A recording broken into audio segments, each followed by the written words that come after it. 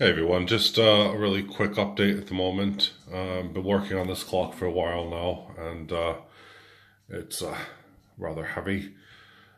Just installed the rear mechanism that I've ordered and had to rearrange everything with this just to ensure I can hang it properly.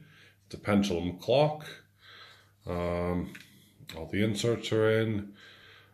Just got a few bits and bobs to do, and then I need to finish off with the gold dials. But yeah, this has taken me